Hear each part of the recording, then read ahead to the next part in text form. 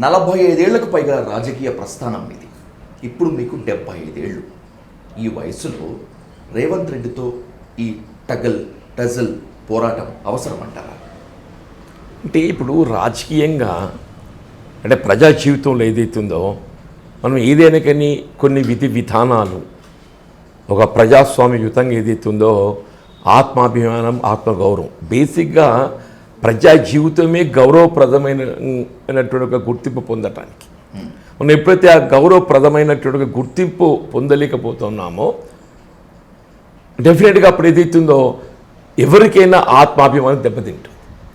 అందులో ఇప్పుడు నాలాంటి వాడికి ఏదైతుందో నాకు కాంగ్రెస్ పార్టీతో 4 దశాబ్దాల పైగా అనుబంధం. ఒక విధంగా రాష్ట్రంలో నేనే కాంగ్రెసే నేను అనే విధంగా ఏదైతున్నదో సరే ఒక ఎన్నికల్లో గెలిచినా ఓడినా కానీ ఏదైతుందో కాంగ్రెస్ పార్టీ పటిష్టత కొరకు మీకు నేను గుర్తు చేయదలుచుకున్న 1996 ఎప్పుడైతే బై ఎలక్షన్స్ వచ్చినాయో 94 elections I lost. Then Chandrababu Naidu has become the chief minister. అప్పుడు ఉమ్మడి రాష్ట్రంలో ఏదైతుందో కేవలం కాంగ్రెస్ పార్టీ 26 స్థానాలు మాత్రం కలిగి ఉన్నది. నాట్ ఈవెన్ గుర్తింపు పొందిన ప్రతిపక్ష పార్టీ హోదా కూడా పొందలేకపోయింది. ప్రతిపక్షాన్ని నిలబడి పోరాటం చేయగలిగేటువంటి ఒక ప్రతినిధి కావాలంటే ఒక భావనతోని ఇవాళ నేను అప్పుడు చంద్రబాబు నాయుడు గారు ముఖ్యమంత్రిగా 10 సంవత్సరాలు ప్రతిపక్ష పార్టీ ఫ్రమ్ 94 to 2014, మళ్ళీ అయ్యేన్ 2014 to 2023 టీఆర్ఎస్ ప్రభుత్వంలో కూడా ప్రతిపక్ష పార్టీ. అంటే 20 సంవత్సరాలు 2 దశాబ్దాలు ఏదైతుందో ప్రతిపక్ష పార్టీ సభ్యుడిగా ఏదైతుందో నేను ప్రజల పక్షాన్ని నిలబడి పోరాటం చేసినటువంటి ఒక గుర్తింపు పొందినటువంటి నాయకుడిగా నాకు తృప్తి ఉందని చెప్పంటాడు. నేను ఇవాళ కూడా చెప్పంటాను కాంగ్రెస్ పార్టీ అధికారానికి వచ్చిందే with what promises we came to power. వీళ్ళు 10 సంవత్సరాల కేసీఆర్ పాలనలో వారు అందించినటువంటి ఒక ఫలాలు అది అభివృద్ధి కానీ సంక్షేమ ఫలాలే కానీ వాటికంటే మెరుగైన రీతిలో మేము అందిస్తామనేటువంటి ఒక అభిప్రాయం కలిగించి ప్రజానికను విధంగా ఆశల పల్లెకులు ఊరేగింపు చేసి మేము అధికారానికి వచ్చినమే. కేసీఆర్ గారు ఏదైతున్నదో దేశంలో ఎక్కడ లేని విధంగా రైతాంగానికి కేవలం మద్దతు ధర కల్పనే కాదు పెట్టుబడి సమకూర్చాలే అనే ఒక భావనతోని రైతు బంధు పథకాన్ని ప్రవేశపెట్టిండే. ఎకరా పంటకు 5,000, 2 పంటలకు 10,000. కాంగ్రెస్ ఏం చెప్పినాం మేము 10,000 అంటే మేము 15,000 ఇస్తామని చెప్పినాం. న్యాచురల్గా రైతు ఏదైతుందో కొంత ఆలోచన పడ్డాడు కేసీఆర్ కంటే కాంగ్రెస్ పార్టీ మెరుగు చేస్తామని అంటుందని చెప్పని. కానీ వాళ్ళు ఏమైపోయింది ఈ 2.5 సంవత్సరాల్లో 3 పంటలు ఎగొట్టిండే రేవంత్ రెడ్డి. ఇప్పుడు ఈ రబ్బీకి సంబంధించి ఇంతవరకు ఏదైతుందో కార్యక్రమం అమలు లేదు. ఇంతవరకు ఎకరానికి ఏదైతే 6,000 ఇస్తా అని చెప్పినా అంతే 6,000 ఇచ్చిన ఎకరానికి తప్ప ఏదైతే ఉందో ఎకరం పైబడ్డ వారికి ఇంతవరకు ఈ రైతు బంధు కానీ భరోసా కానీ అమలు లేదు.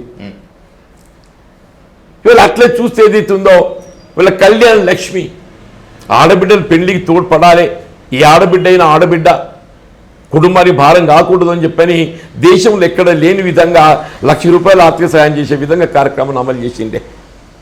కాంగ్రెస్ పార్టీ మేమేమన్నాం ఇంకా తులం బంగారం ఆదాయంగా ఇస్తామని చెప్పాను. కేసీఆర్ గారు కేవలం ₹1,00,000 ఇస్తున్నాడు సమకూరుస్తున్నాడు. కాంగ్రెస్ అధికారంకి వస్తే 1,00,000 ఇంకా తులం బంగారం అంటే ఇంకో 1,00,000 యాడ్ చేస్తామని చెప్పాను. న్యాచురల్లీ ఆడబిడ్డలు నిరుపేద వర్గాలు అందరూ కూడా కాంగ్రెస్ వైపు చూసిండ్రు. వీళ్ళు ఒక్కొక్క కార్యక్రమం చూస్తే అప్పుడు ఆసరా పెన్షన్ ఏదైతున్నదో ఉమ్మడి రాష్ట్రం ఇట్ వాజ్ ఓన్లీ ₹200. ఉమ్మడి రాష్ట్రంలో ఆసరా పెన్షన్ వృద్ధులే కానీ వితంతులే కానీ ఒంటరి మహిళలే కానీ ఓన్లీ 200 ఇట్ వాస్.